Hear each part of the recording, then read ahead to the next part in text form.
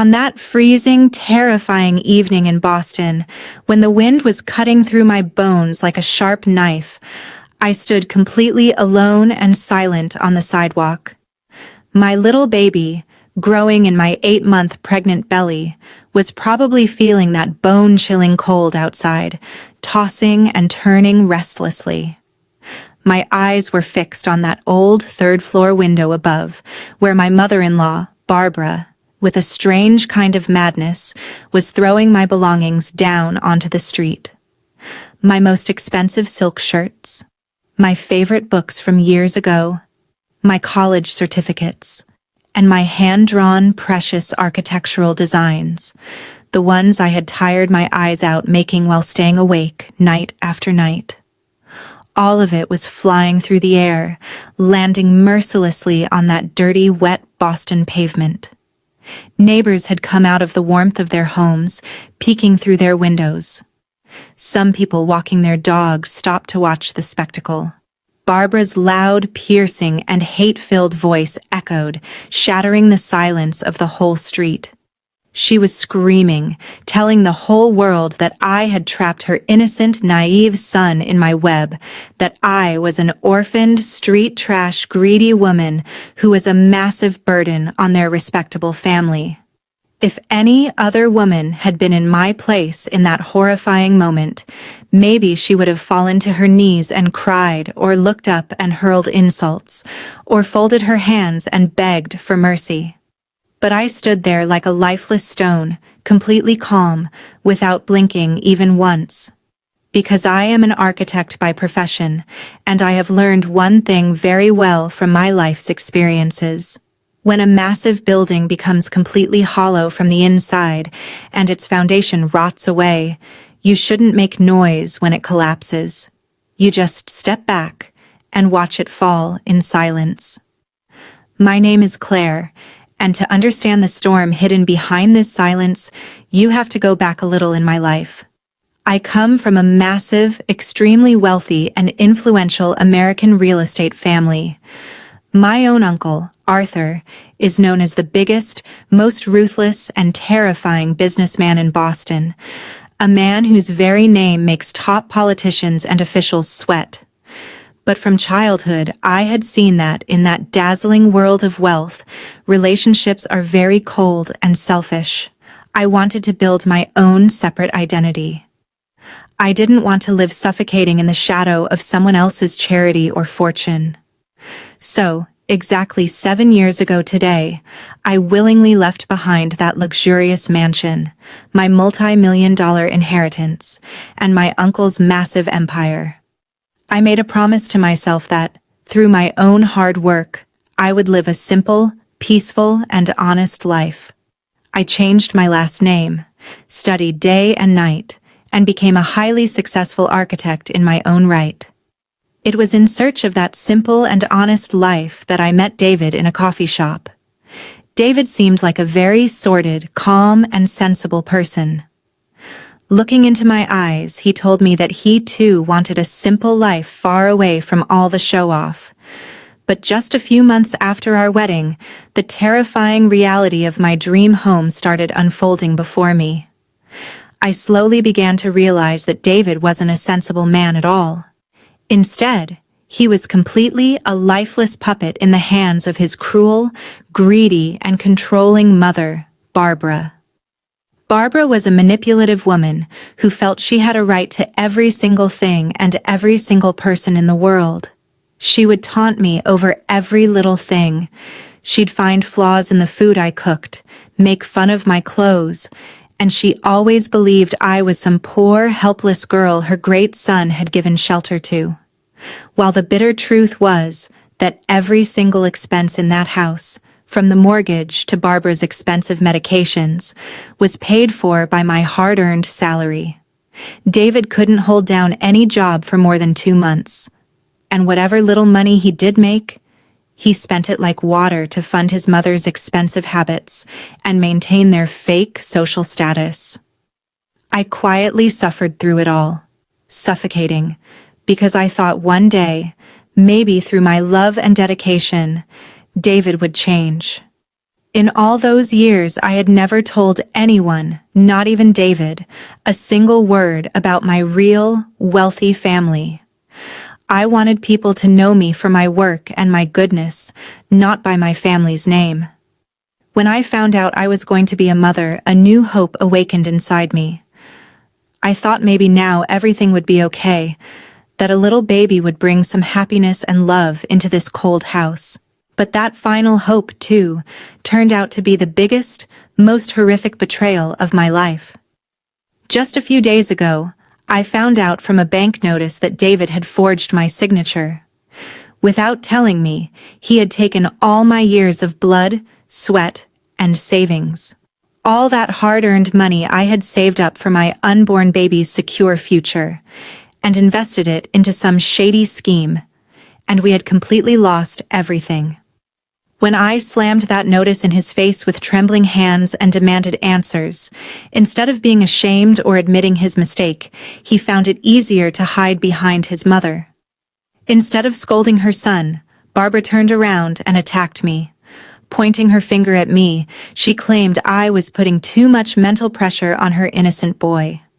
And when that greedy woman fully realized that my bank accounts were now completely drained, that I didn't have a single dollar left to give them, and on top of that, I was about to give birth, she decided I was of no use to them anymore.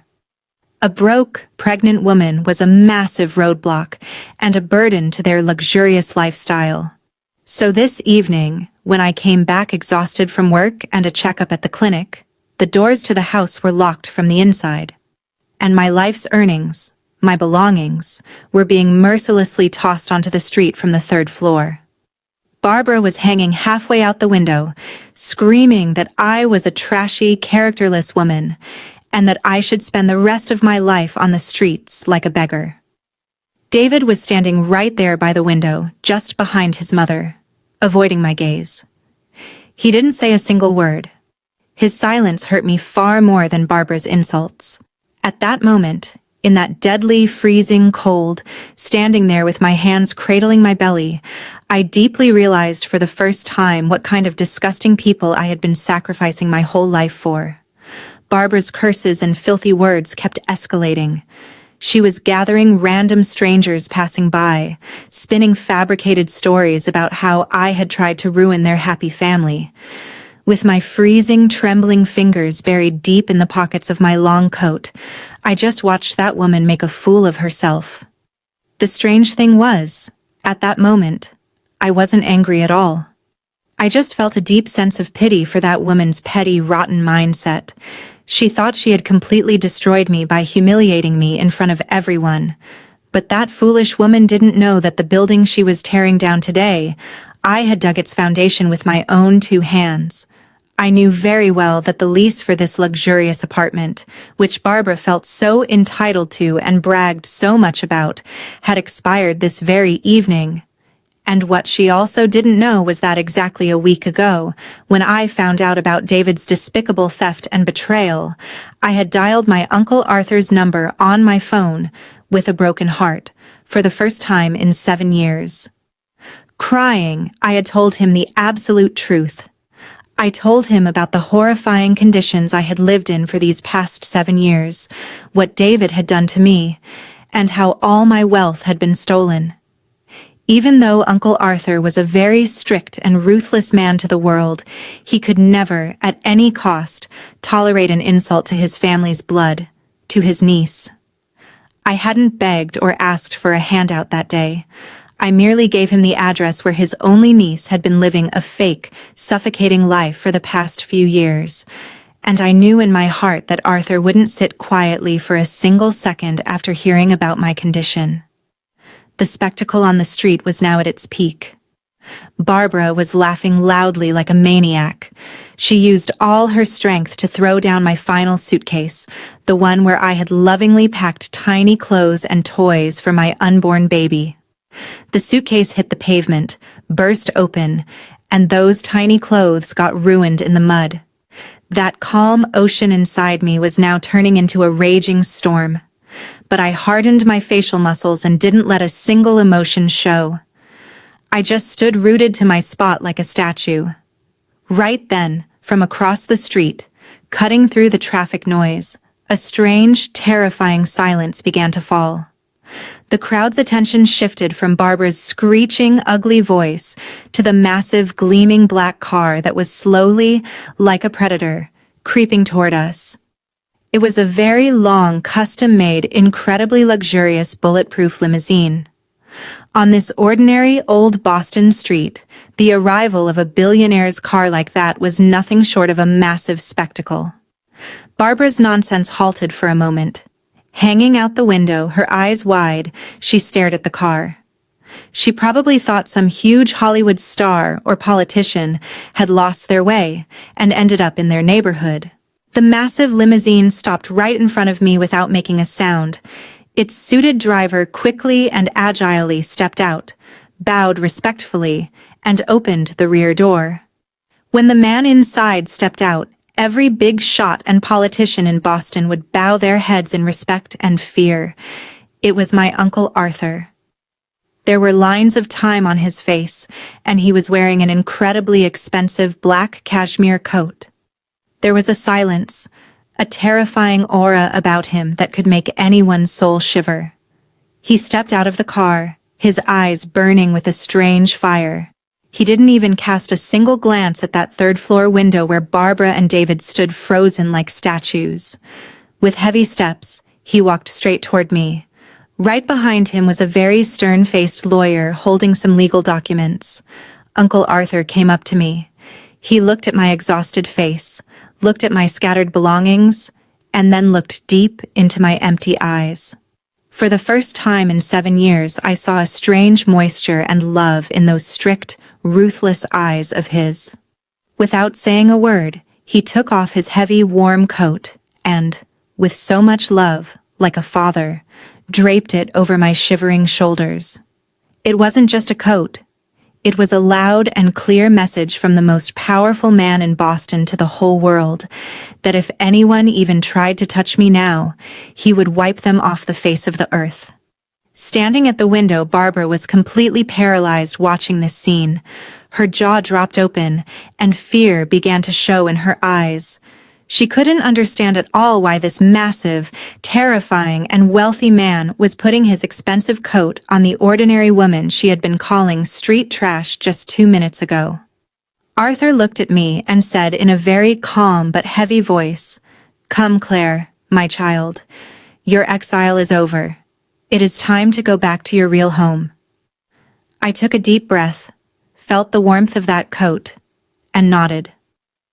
But before leaving, there was one very important piece of business left to handle. Arthur's suited lawyer, carrying a black leather folder, walked straight into the building without asking anyone. Just moments later, he was standing on the 3rd floor, right in front of Barbara and David. From the street below, I could clearly see the color draining from their faces. The lawyer handed those heavy legal documents into Barbara's trembling hands. In a voice so loud and sharp that everyone standing on the street below could hear it clearly, he said, "Just this morning, Mr. Arthur's real estate company purchased this entire building and the surrounding land for a premium price. And in the capacity of the sole and new owner of this entire building, you are hereby evicted from this property immediately.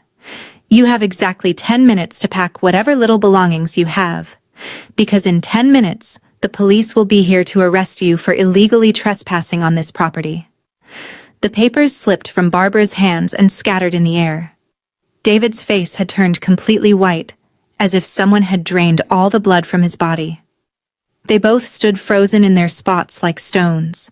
They couldn't believe their eyes or ears that in just a single moment, all their false pride, their hollow status, and the home they were so arrogant about, had been snatched away and crumbled to dust like a house of cards.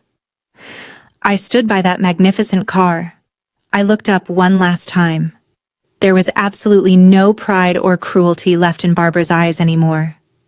Now, there was only a very deep, terrifying, and horrific fear. She looked down at me, her hands clasped together, as if she were silently begging me for mercy. But I turned my eyes away from her forever. I didn't want any revenge against them. I found no joy in destroying anyone. I just wanted to put the truth back in its rightful place. David came running madly down the stairs. Maybe he wanted to apologize to me. Maybe he wanted to fall at my feet. Or maybe he thought he could still fool me with his smooth talk. But Arthur's massive bodyguards surrounding the limousine stopped him 20 steps away and shoved him back. Arthur very lovingly supported me and seated me safely inside the car. The heavy door closed with a soft thud, and the warmth inside that car was like the peace and comfort I had been waiting for all these years. Outside, David was screaming my name at the top of his lungs. Barbara was crying from the window, but I couldn't hear their voices anymore. All those people and all that pain had now become a thing of the past for me, and I had moved far, far away from them. The car slowly began to move down that street. I looked out the window at my scattered belongings lying on the pavement, things that just a little while ago had been dearer to me than my own life. But now I didn't care about that stuff at all, because the most real and precious things in my life, my self-respect, and the baby growing in my womb, were completely safe with me. Today, when I look back at that horrific past after all these years, I feel immensely proud of my silence that day. Because on that day, I learned that when you stand firmly with the truth, you don't need to scream or shout to defend yourself. The truth has so much power that it carves out its own path, and the people who needlessly try to tear others down eventually fall face first into the deep ditch they dug themselves. Today, I am living a very peaceful and wonderful life with my uncle and my family. My sweet baby is growing up now and is right here with me. And without owing anyone any favors, I have built a new, powerful empire on my own terms. On that cold street in Boston that day, I didn't just leave behind a toxic home. I left behind every single lie and every single fear that ever made me weak. If you have ever faced a terrifying situation in your life where you felt the whole world was against you, where your own people betrayed you, always remember this one thing: your silence can be your greatest and most dangerous weapon. You just have to refuse to give up and wait for the right moment. The truth might take a little time to come out, but it never misses its mark. I truly hope that my true story has given you some courage and strength today, and made you think deeply that a person's real power doesn't lie in shouting, but in believing in themselves during hard times. If you liked my story and want to connect with more deep, true, and heart-touching stories like this, please make sure to subscribe to BookBite Studio, and don't forget to like this video. Share your thoughts and your own stories with me in the comments, because your words give me a new inspiration to tell even better, brand new stories. Thank you so much for staying with BookBite Studio until the end. Take care of yourselves, and I will see you again in the next story.